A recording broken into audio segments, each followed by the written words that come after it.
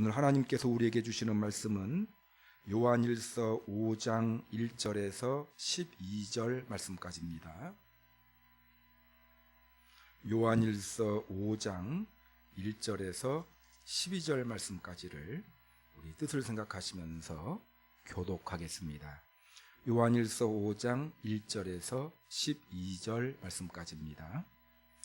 예수께서 그리스도이심을 믿는 자마다 하나님께로부터 난 자니 또한 낳으신 이를 사랑하는 자마다 그에게서 난 자를 사랑하느니라.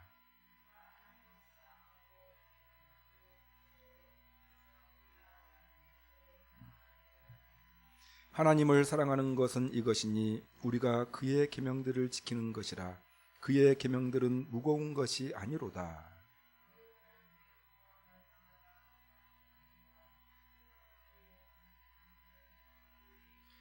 예수께서 하나님의 아들이심을 믿는 자가 아니면 세상을 이기는 자가 누구냐?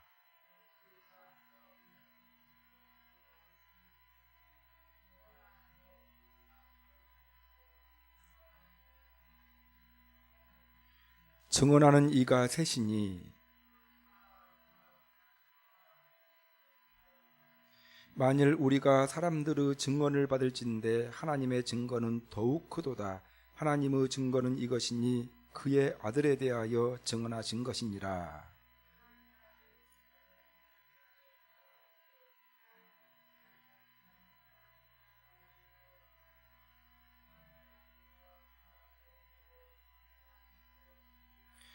또 증거는 이것이니 하나님이 우리에게 영생을 주신 것과 이 생명이 그 아들 안에 있는 그것이니라.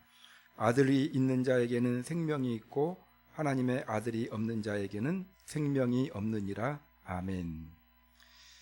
오늘 요한일서 5장 말씀 5장 1절에서 12절 말씀까지를 생각해 보는 시간을 갖도록 하겠습니다.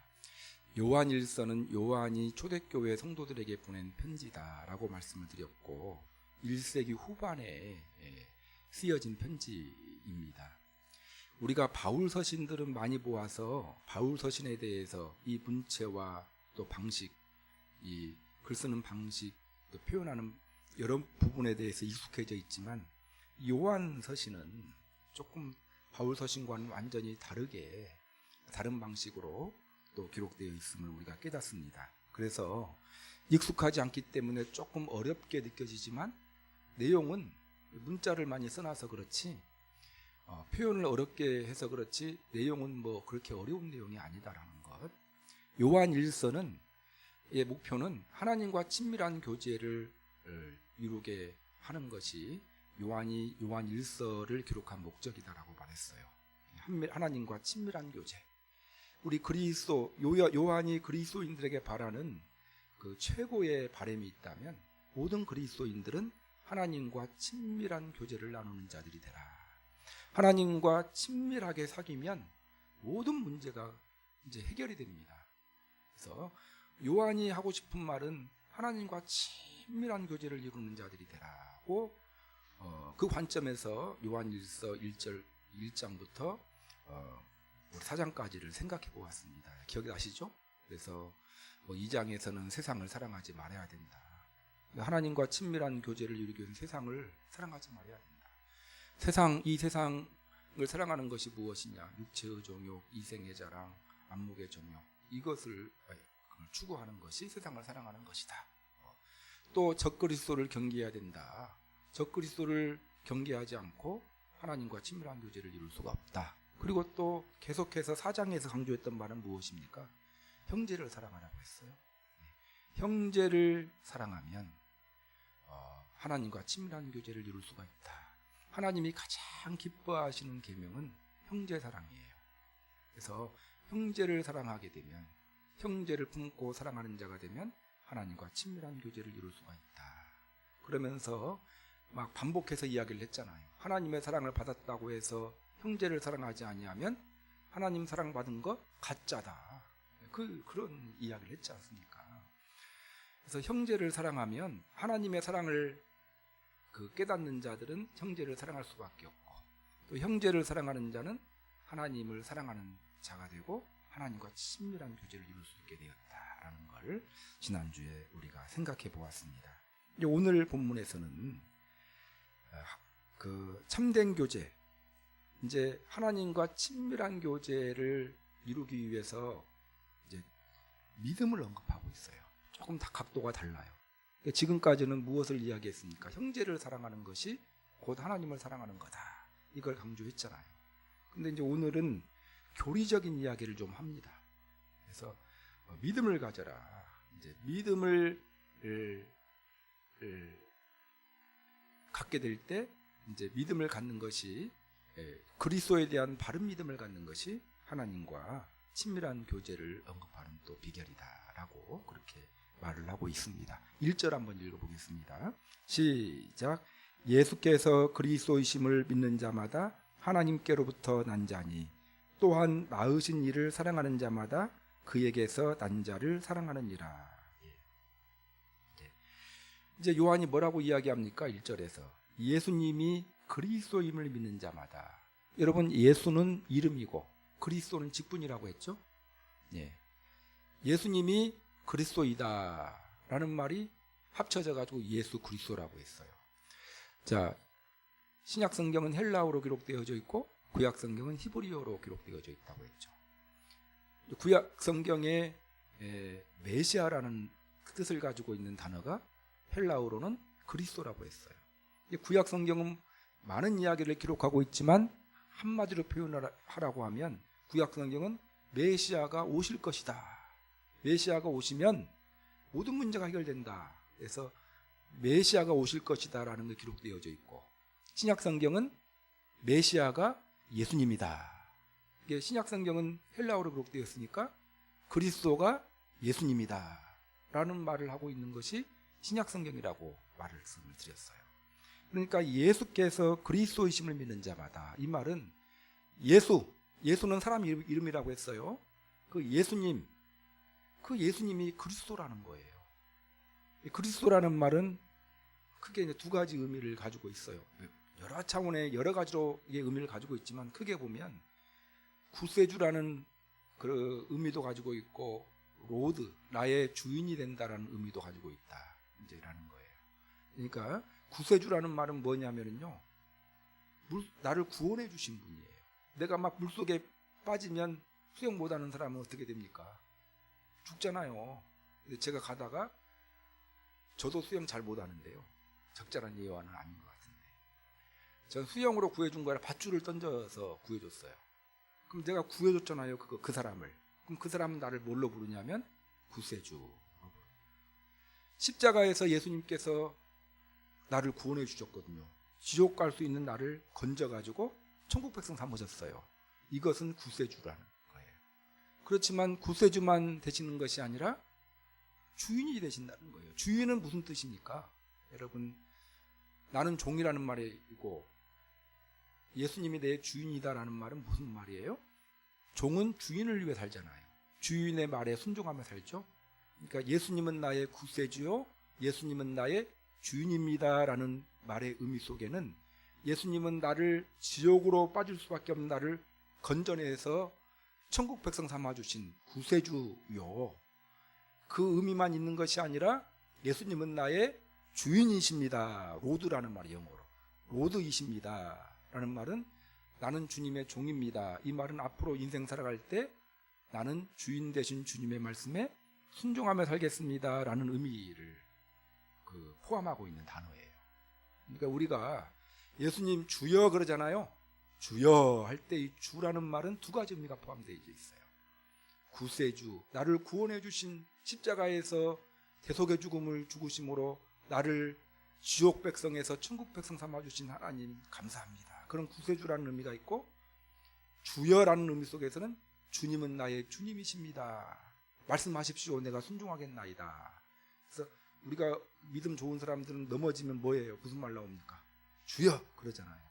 이 주여라는 말의 의미를 알고 써야 됩니다. 그 말도 모르고 그냥 많이 쓰니까 쓴다 그렇게 하면 안 되고, 두 가지 의미를 포함하고 있어요. 예수님께서 그리스도이심을 믿는 자마다, 이 그리스도라는 말은 그 두 가지의 의미를 가지고 계신 분임을 믿는 자마다, 나의 구원자이시오, 구세주이시오, 나의 주인이심을 믿는 자마다 하나님께로부터 난 자니 또한 낳으신 이를 사랑하는 자마다 그에게서 난 자를 사랑하느니라. 요한의 문체의 특징이라고 해서 말을 비비 꼬나가지고 그렇지 않습니까? 무슨 말? 예수께서 그리스도이심을 믿는 자마다 하나님께로부터 난 자니. 여러분, 예수님을 이미 그리스도라는 사실을 믿죠? 그러면 우리는 누구로부터 났습니까? 하나님으로부터 난 사람을 다른 말로 뭐라고 부르죠? 하나님의 자녀. 하나님으로부터 난 자다 해서 하나님의 자녀라고 부릅니다. 그런 뜻이에요. 또한 낳으신 이를 사랑하는 자마다, 낳으신 이는 누구예요? 하나님. 그에게서 난 자를 사랑하느니라. 그에게서 난 자, 하나님에게서 난 자들이 누굽니까? 하나님의 자녀들. 이게 말이 헷갈려요. 말을 복고 하나 가지고 힘들어요. 별 내용도 아닌데. 자, 그러니까 예수님이 그리스도이심을 믿는 자마다, 예수님이 그리스도이심을 믿는 자들이 누굽니까? 우리 그리스도인들이 예수님이 그리스도임을 믿는 자들이잖아요. 근데 우리 예수님이 그리스도이심을 믿는 우리 그리스도인들은 다른 말로 표현하면 하나님의 자녀예요. 하나님의 자녀. 그 이야기입니다. 자, 하나님의 자녀는 또한 낳으신 이를 사랑하는 자마다, 하나님을 사랑하는 자마다, 그러니까 하나님의 자녀들은 하나님을 사랑합니까? 사랑하죠. 그러니까 하나님의 자녀들은 낳으신 이 하나님을 사랑합니다. 하나님을 사랑하는 자들은 또 누구를 사랑합니까? 그에게서 난 자, 다른 성도들이에요. 성도를 사랑한다라는 거예요. 그래서 지난주에 말씀드렸잖아요. 하나님을 사랑하는 자는 누구를 사랑하는 거라고요? 형제를 사랑하는 것. 그 말을, 내용은 그 말을 이렇게 다른 말로 단어로 표현해 놓으니까 이제 전혀 다른 말인 것처럼 헷갈려요. 자, 1절을 한번 정리해 보겠습니다. 예수께서 그리스도이심을 믿는 자마다, 다 믿고 있죠? 예수님이 나의 구원주요 주인임을 믿죠? 이제 믿는 자마다 하나님께로부터 난 자예요. 이런 믿음을 가진 사람은 어떤 사람이라고요? 하나님의 자녀. 하나님께서는 하나님의 자녀예요. 이런 사람들은 누구를 사랑합니까? 낳으신 이 하나님을 사랑하고, 하나님만 사랑하고 형제는 사랑하지 않습니까? 아니에요. 하나님도 사랑하고 그에게서 난 자도 사랑한다라는 거예요. 이게 성도는 하나님만 사랑하는 자가 아니라 형제도 사랑합니다. 제가 지난주에 말씀드렸잖아요. 저 그런 사람도 봤어요. 하나님 사랑하는 표현, 예배 드릴 때는 막 눈물을 흘리면서 막 표현하다가 이제 예배 중간에 성도랑 인사하라고 하면 인사 안 해요. 제가 싸웠다는 걸 알거든요. 이제 우리 교회 성도님들이 아니고 옛날에 대학부 때 그랬어요. 둘이가 사이가 안 좋다는 걸 알고 있어요. 근데 찬양할 때는 막 눈물 흘리면서 찬양해요. 그러다가 이제 악수합시다. 악수. 제가 그거 보면서 저 눈물이 진짜 눈물인가 싶기도 해요. 하나님을 정말 사랑하고 주님의 십자가 용서를 생각하며 십자가의 은혜, 자격 없는 나를 하나님이 품어주셨잖아요. 그 사랑에 정말 감사한다면 형제도 품어야 되거든요. 그 순간만이라도. 나가가지고 좀 그 마음이 식어가지고 안 돌아보면 그건 조금 이해는 돼요. 근데 막 뜨겁게 찬양하고 바로 형제들한테 우리 사랑의 고백합시다 했더니 그냥 쳐다도 안 봐요. 그럼 하나님께 흘린 눈물은 뭐냐? 그래서 제가 그런 생각했어요. 눈물도 가짜가 있구나. 눈물에 속지 말아야 되겠다. 그래서 그 다음부터 눈물에 안 속습니다. 물론 눈물이 한 8, 90%는 진정성이 있지만 가짜 눈물도 있더라고요. 더 나가면 안 될 것 같고. 자, 이 내용이 무슨 내용인지 알겠죠? 자, 2절 시작. 우리가 하나님을 사랑하고 그의 계명을 지킬 때에 이로써 우리가 하나님의 자녀를 사랑하는 줄 아느니라. 또 뭐라고 표현하고 있냐면 우리가 하나님을 사랑하죠. 우리 그리스도인들 하나님을 사랑하죠. 그의 계명을 지킬 때, 자, 하나님의 계명이 뭡니까? 말씀을 지키잖아요. 말씀을 지킬 때에 우리가 하나님의 자녀를 사랑하는 줄 아느니라. 하나님의 자녀는 누굽니까? 다른 형제들이에요.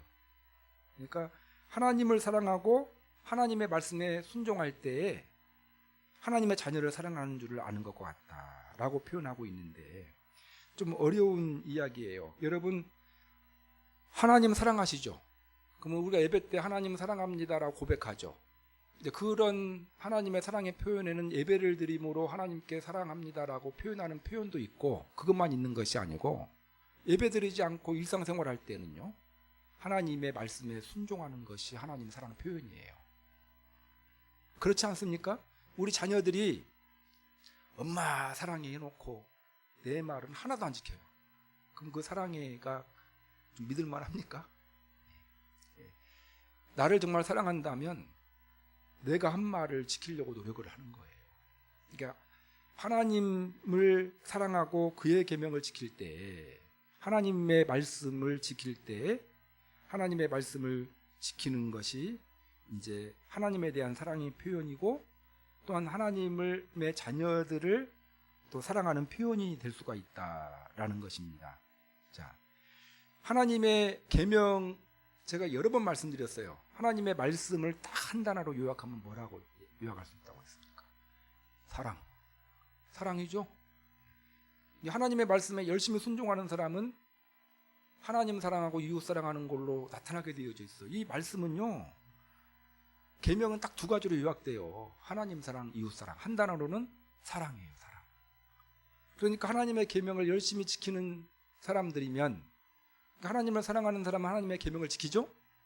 하나님의 계명을 지키는 자는 겉으로 보면 어떤 모습으로 나타나야 됩니까? 형제를 사랑하는 모습으로 나타나야 된다는 거예요. 왜냐하면 하나님 사랑하는 것이 계명 순종하는 건데, 그 하나님의 계명은 형제 사랑의 계명으로 요약이 될 수 있기 때문에 그렇습니다. 자, 그 이야기를 지금 하고 있는 거예요. 그래서 말씀하고 하나님 사랑, 형제 사랑은 떨어질 수 없어요. 자, 무슨 말씀인지 아시겠죠? 우리 안 믿는 우리 남편들이나 안 믿는 나를 사랑하는 사람들이 교회 가지고 걱정하는 것이 뭘 걱정합니까? 미친 광신도 될까 싶어서 걱정하잖아요.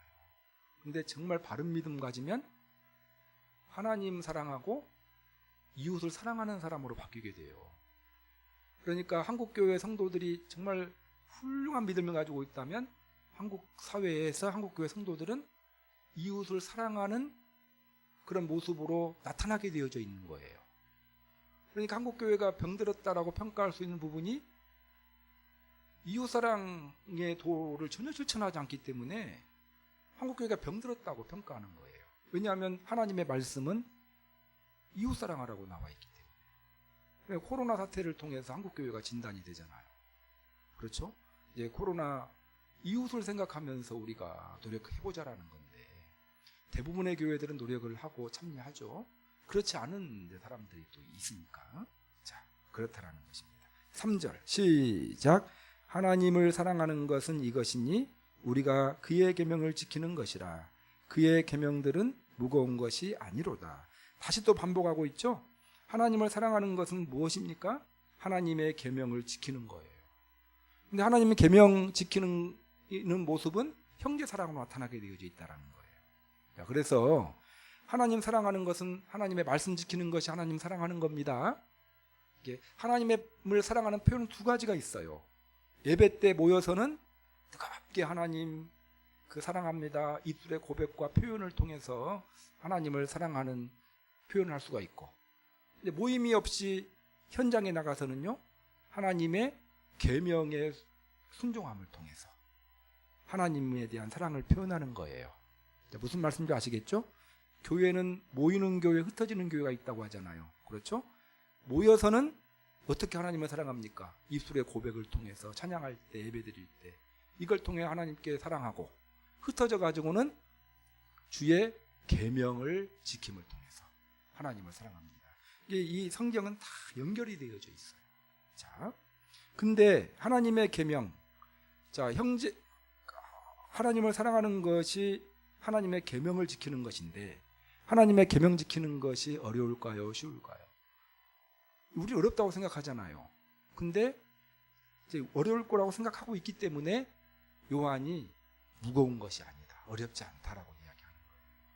근데 왜 이런 이야기를 하냐면 어렵다고 생각하는 사람들이 많이 있었거든요. 왜 어렵다고 생각했냐면 이 당시에 성경은 구약 성경만 있었잖아요. 모세의 율법, 바리새인들이 가르쳤던 그 계명들은요 어려웠어요. 안식일을 지키는 것도 얼마나 어려웠는지 몰라요. 예배 드리는 것도 굉장히 어려웠어요. 이게 이제 이 율법, 모세의 율법 이런 것들은 굉장히 어려웠고 어려웠다라는 이야기가 마태복음 23장에도 나와 있고 누가복음 11장에도 나와 있어요. 근데 주님께서 이 땅에 오신 이유가, 내가 온 이유가 계명을 어려운 계명을 쉽게 하려고 왔다. 쉽게 말하면. 그래서 마태복음 18장 11장 28, 29절 말씀 보면 이런 말씀이 있어요. 수고하고 무거운 짐진 자들아 다 내게로 오라. 내가 너희를 쉬게 하리라 해놓고 30절에 나의 멍에는 쉽다라고 했어요. 내가 그래서 구약 시대부터 오는 그 율법은 굉장히 무거워요. 그런데 예수님께서 십자가에 돌아가시고 그 이후에 주시는 계명은 어렵지 않다라는 거예요. 쉽게 말하면요, 여러분 구약 성경 시대의 율법은 왜 율법을 지켰습니까? 구원받으려고 지켰어요. 구원받으려고. 율법을 열심히 지킴을 통해서 구원받으려고요. 신약 시대의 십자가 사건 이후의 계명은요 구원받으려고 지키는 것이 아니에요. 구원받은 사람에게 주어진 계명이에요. 그러니까 여러분 구원받으려고 계명 지키는 것하고 구원받은 사람이 구원의 은혜에 감사해서 지키는 것하고 다르죠. 많이 다르죠? 그러니까 우리가 그 예수님의 사랑의 계명을 완벽하게 지켜야 되지만 많이 못 지켰어요. 그럼 우리 어떻게 천국 갈 수 있나요? 갈 수 있어요.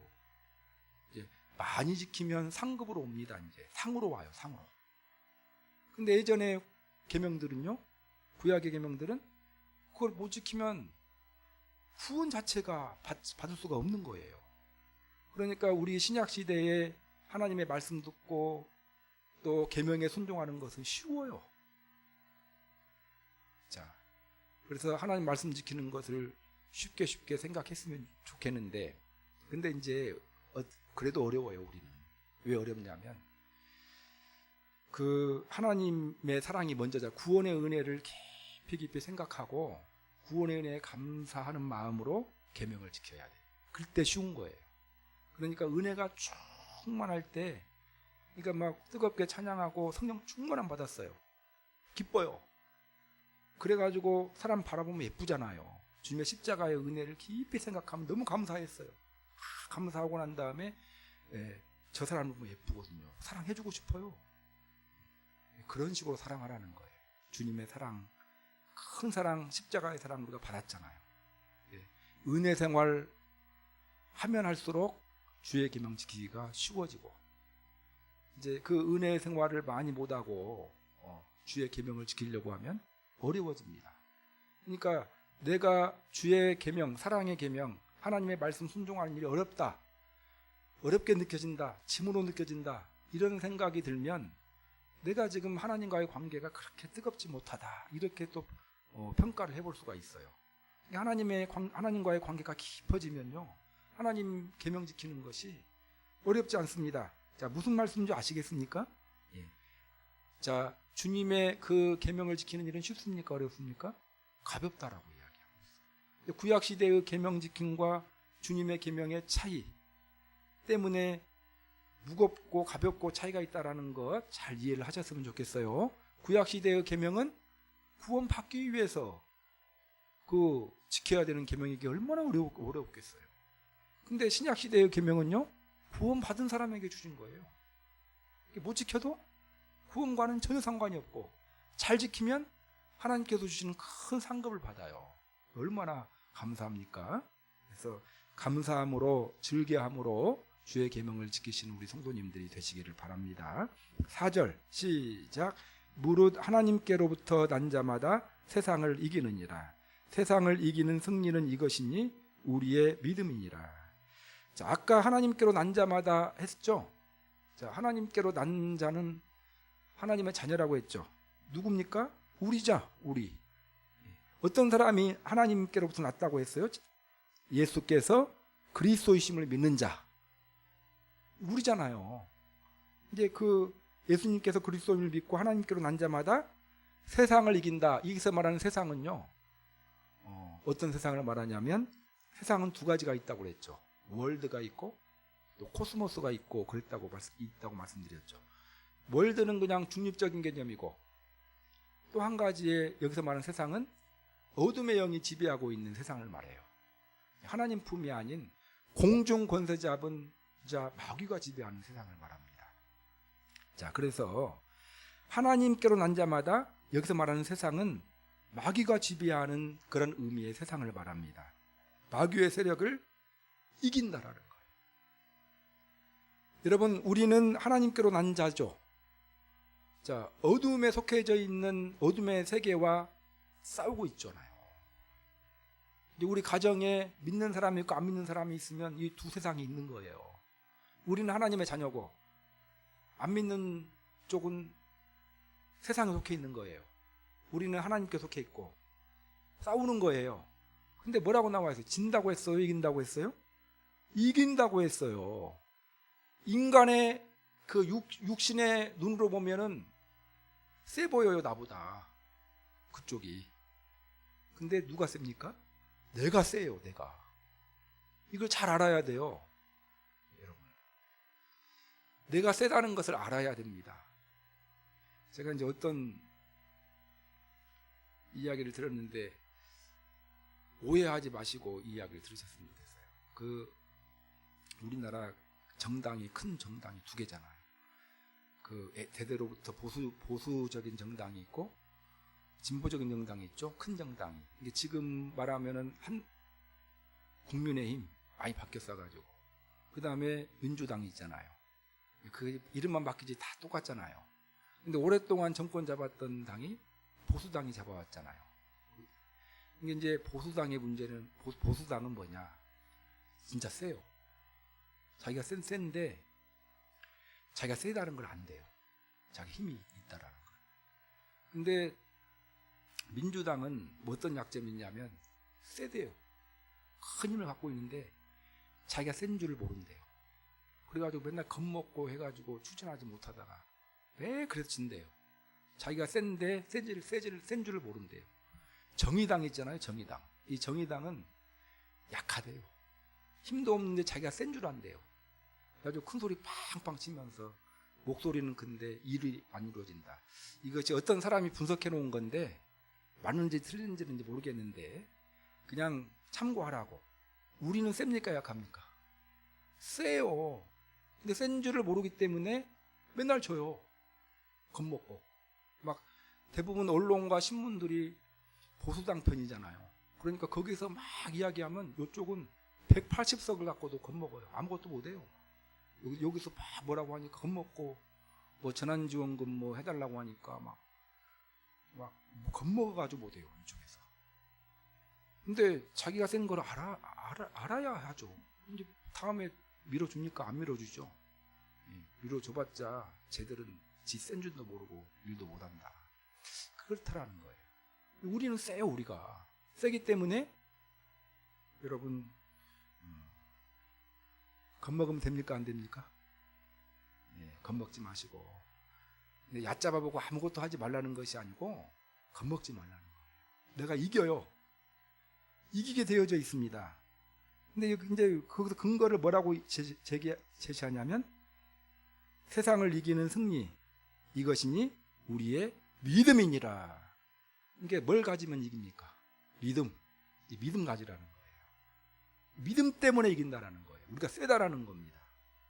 그래서 믿음 빼놓고 그 우리 집안에 있는 그 세력하고 붙으면 누가 이깁니까? 박살나요, 내가. 믿음의 방법으로 이길 생각을 해야지 내 힘으로 이기려고 하면 안 돼요. 자, 그래서 여기서 말하는 거기서 믿음이라고 그렇게 이야기를 합니다.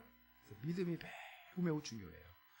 자, 견고한 성 여리고성과 이스라엘 백성과 누가 세요? 믿음 빼놓고 보면 여리고성은 훨씬 세요. 근데 어떻게 이겼어요? 하나님의 힘으로 이겼어요. 하나님의 힘을 힘입는 방법이 뭐라고 했죠? 믿음과 순종이라고 했어요. 그러니까 믿음을 가져야 이긴다라는 거예요. 우리가 그걸 꼭 기억하셨으면 좋겠습니다. 자, 5절을 읽어보겠습니다. 시작. 예수께서 하나님의 아들이심을 믿는 자가 아니면 세상을 이기는 자가 누구냐. 그러니까 믿음이 이긴다고 했는데 그 믿음이 뭐냐? 5절에 나와 있어요. 믿음이 뭡니까? 예수님께서 하나님의 아들이심을 믿는 자. 여러분, 예수님이 하나님의 아들이심을 믿습니까? 예, 이것이 믿음이라는 거예요. 그래서 여러분, 바른 믿음, 예수님께서 하나님의 아들이심에 대한 흔들림 없는 신앙을 갖는 여러분들이 되시기 바랍니다. 왜 이 이야기를 하냐면 이 당시에 이단들이 미혹국 예수님에 대해서 어떤 사람은 뭐 신이다, 어떤 사람은 사람이다, 이렇게 이제 왜곡된 이야기를 했었기 때문에 지금 그렇게 이야기하고 있고요. 6절 시작. 이는 물과 피로 임하신 이시니 곧 그리스도시라.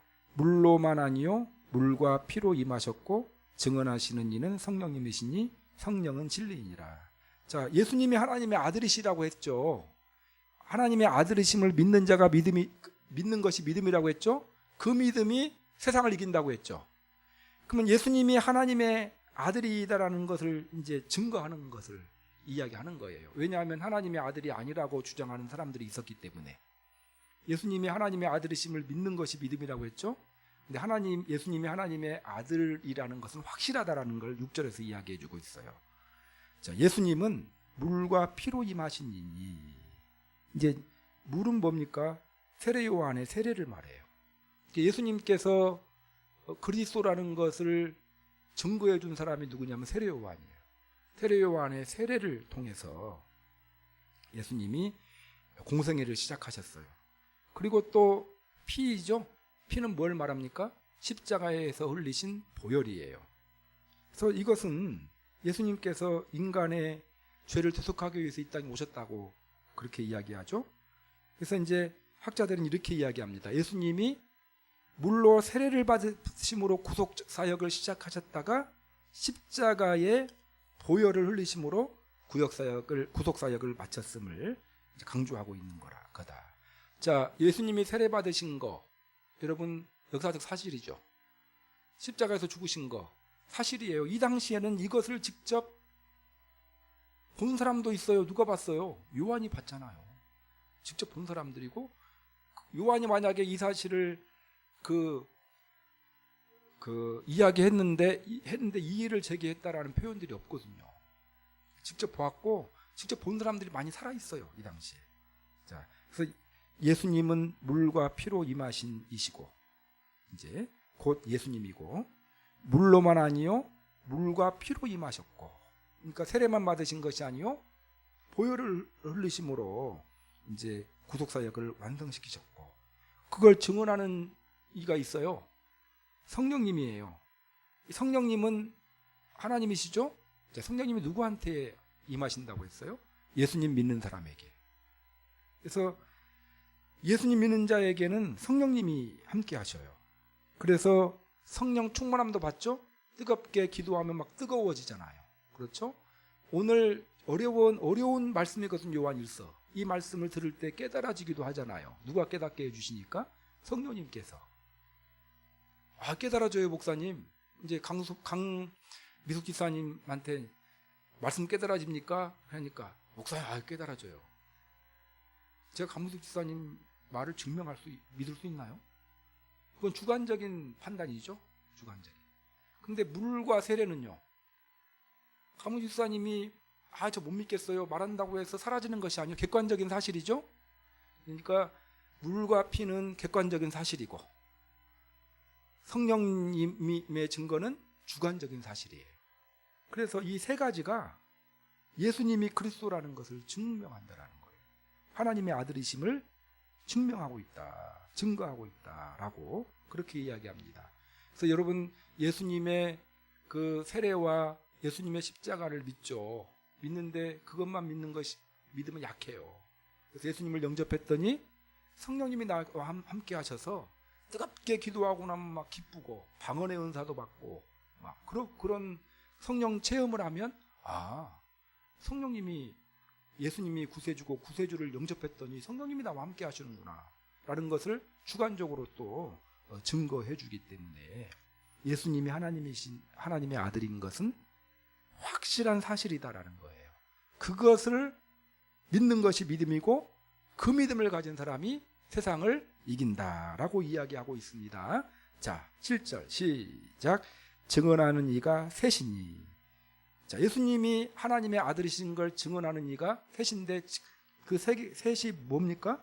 물과 피와 성령. 물은 세례 요한의 세례, 피는 예수님의 십자가 보혈, 성령님은 예수님 믿는 자에게 임하시는 그 성령 하나님을 말합니다.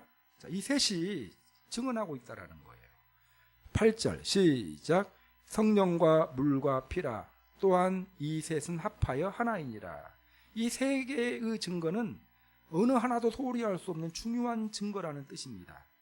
그래서 셋이 따로따로 되어 있는 것이 아니라 하나처럼 일치가 되어져 있다라는 거예요. 성령님께서 나와 함께 하심. 그 성령님은 세례 요한의 세례를 믿게 하고 예수님의 보혈을 믿게 한다라는 거예요. 물과 피를 믿고 예수님을 영접했더니 성령님이 나에게 임하신다. 이건 하나라는 거예요. 연결되어 있는 하나의 그 증거다라는 것입니다. 9절 시작. 만일 우리가 사람들의 증언을 받을진대 하나님의 증거는 더욱 크도다. 하나님의 증거는 이것이니 그 아들에 대하여 증언하시는 것이니라. 여기서 사람들의 증거, 우리가 사람들의 증언을 받을진대 예수님이 하나님의 아들이다라는 것을 사람들이 증거하는 것을 말해요. 근데 이제 사람들의 증언이 있고 하나님의 증거도 있다라는 거예요. 근데 사람의 증언도 우리가 듣고 사람이 증거하는 것도 사람들이 예수님이 하나님의 아들입니다라는 거 말을 해요. 그럼 그 증거 받으면 예수님이 하나님의 아들인가 보다 이렇게 받아들이기도 하잖아요. 근데 그것보다 더 정확한 것이 뭐라고요? 하나님의 증거. 사람들의 증거도 하고 있지만 하나님의 증거가 있지 않냐. 그 하나님의 증거는 더욱 확실하다. 그것이 무엇이냐? 하나님이 그 아들에게 관해서 증거하시는 거다라는 것입니다. 그래서 하나님이 그 아들에 대해서 증거하는 것. 자, 여러분 구약 성경에 보면은 하나님이 모세를 통해서 예수님에 대해서 증거하고 있죠. 구약 성경 모세를 통해서도 예수님에 관한 증거가 많아요. 한 가지 예를 들면은 창세기 3장 15절에 여자의 후손을 통해서 그 어둠의 권세, 뱀의 머리를 상하게 할 것이다라고 예언했잖아요. 여자의 후손이 누굽니까? 예수님이에요. 구약 시대에 보면 제사 드릴 때 이스라엘 백성들이 어린 양 잡아서 피로 제사 드렸잖아요. 그 어린 양이 예수님을 상징해요. 유월절 날 구원받았죠? 유월절 어린 양의 피도 예수님을 상징해요. 그런 표현이 구약에 많이 나와 있어요. 하나님의 증거입니다. 구약에. 자, 그리고 이스라엘의 역사를 통해서도 많이 증거되어 있어요. 다윗의 후손으로 오실 것이다. 뭐 이렇게 많이 증거하고 있거든요. 그리고 또 아까 말했죠. 직접 나타나 가지고 물과 피로 증거했고 또 그 예수님을 영접하는 자들에게는 성령님이 임하셔서 지금 우리 내적으로도 성령님께서 예수님이 하나님의 아들임을 증거하고 있잖아요. 이게 사람들을 통한 증거만 있는 것이 아니라 하나님의 증거도 많이 있다라는 거예요. 그게 무엇입니까? 예수님이 하나님의 아들이라는 거예요. 그 예수님이 하나님의 아들이라는 증거는 너무나도 명확하다. 그것을 믿는 것이 뭐다? 믿음이다. 그 믿음을 가진 사람이 세상을 이긴다. 그래서 그 믿음 가지라는 거예요. 흔들림 없이 그 믿음 가지라. 지금 이 이야기를 지금 하고 있는 것입니다. 우리 이 자리에 계신 우리 성도님들은 예수님이 하나님의 아들임에 대한 흔들림 없는 믿음을 가지시기를 바랍니다. 그 믿음이 결국에 승리를 가져다 줘요. 우리에게. 자, 그 다음에 또 뭐죠?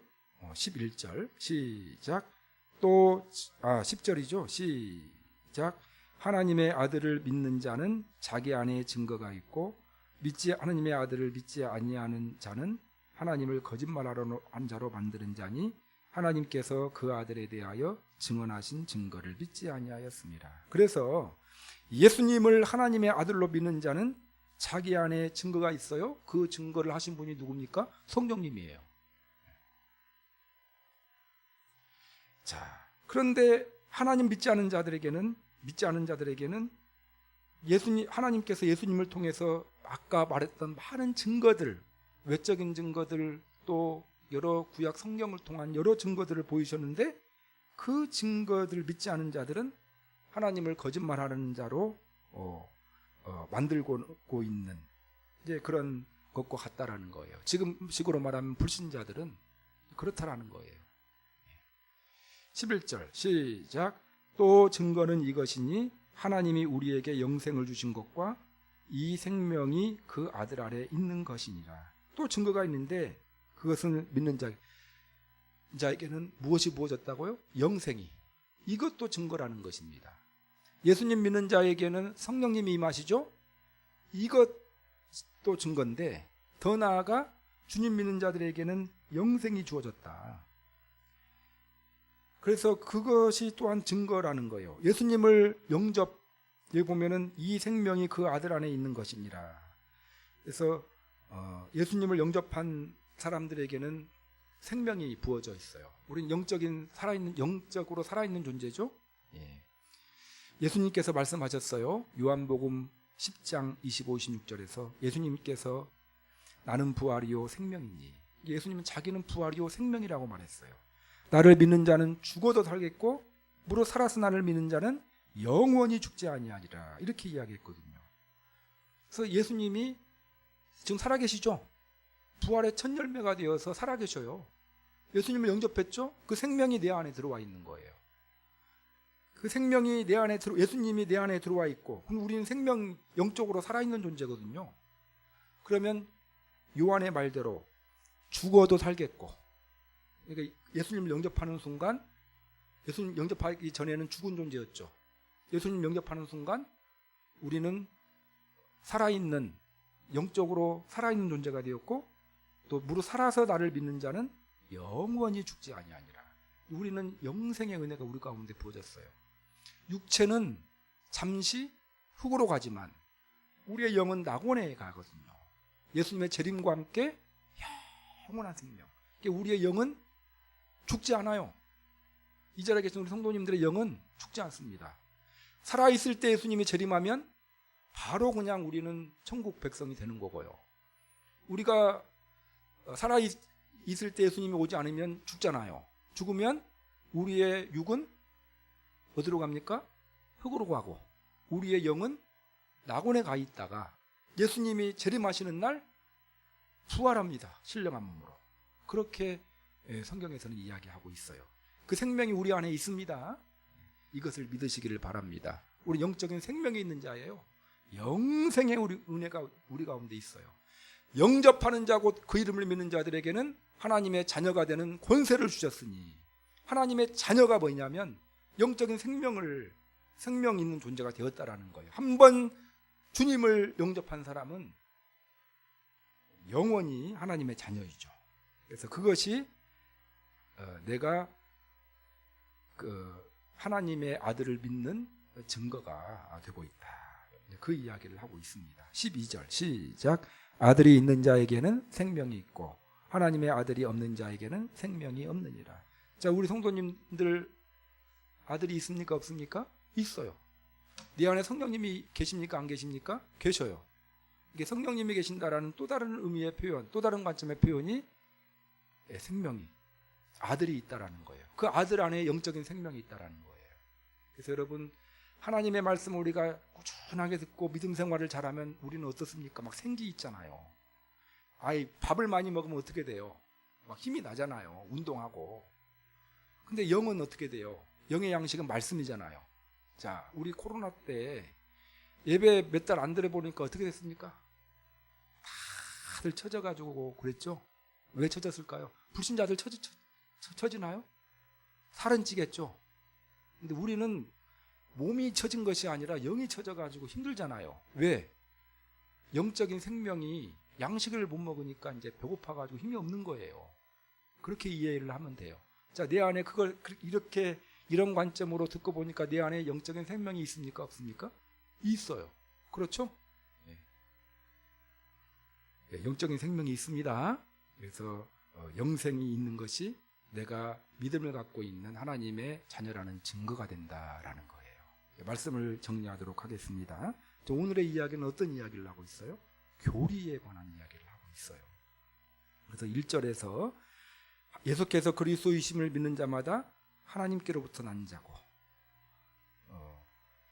이제 하나님께로 난 자들은 형제들을 사랑하는 자가 된다라고 이야기를 하고 있고, 예수님이 그리스도이심을 믿는 자라는 표현을 갖다가 1절에서 했고, 그 다음에는 또 예수님이 하나님의 아들임을 믿는 것이 믿음이다, 그 관점에서 설명을 했고, 또 예수님을 믿는 자들에게 여러 증거들이 있는데 하나님의 아들인 증거가 있는데 물과 피와 성령님이고 영생까지 이제 그 이야기를 했어요. 이 사실을 다 믿으시죠?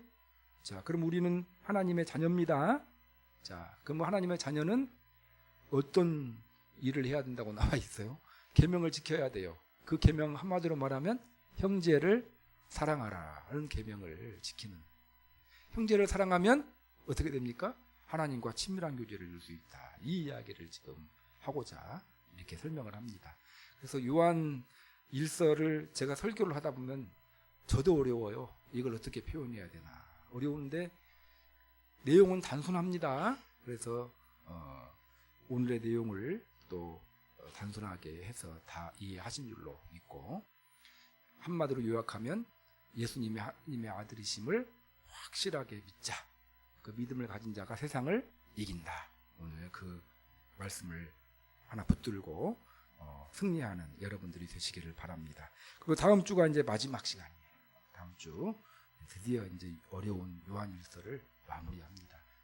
기대감 가운데 참여해 주시면 감사하겠습니다. 오늘 말씀을 생각하시고 몇 가지 제목 놓고 좀 기도했으면 좋겠어요.